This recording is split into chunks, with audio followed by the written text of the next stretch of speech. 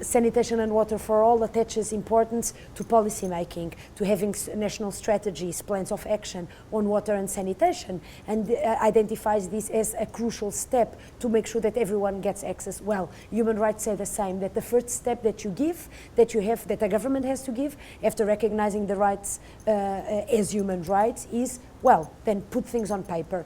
Draft a strategy, a plan, budget, etc. And this is what Sanitation and Water for All does. And I think that it's very significant that human rights are on the agenda of this very important meeting, and that many speakers mentioned human rights. As a joke, I was even saying, I don't have to be here because people are mentioning human rights and human rights principles in their interventions. I was this week in Nicaragua, and I was visiting small villages where communities had organized themselves to provide water and sanitation services to the community. And there was an exceptional man I met. He was the president of one of these water councils, and he said the most important thing is voluntad, which means in English, I would say with the three fingers, will.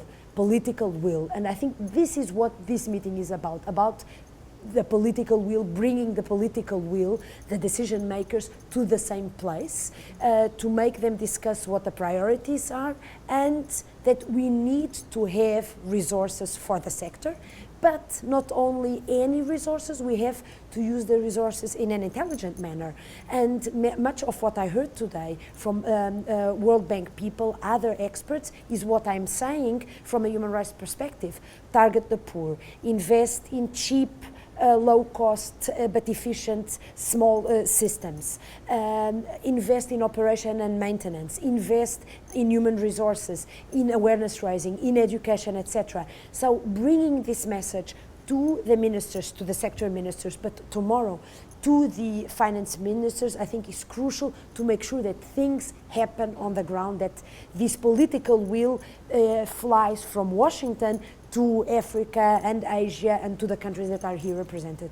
I think what is important is that we can measure progress, that we can look at the commitments made, that there are clear commitments that we are able to measure, to monitor, and then when we come back, we can look and see, well, is the situation of the most excluded improving? Is the situation in rural areas improving? Are there policies put in place to target these groups that don't have access? If this is the case, I think, yes, we can say that we have some victories. We have achieved something. But of course, we can only be happy the day where everybody gets access to sustainable water and sanitation of quality, affordable, something they can pay.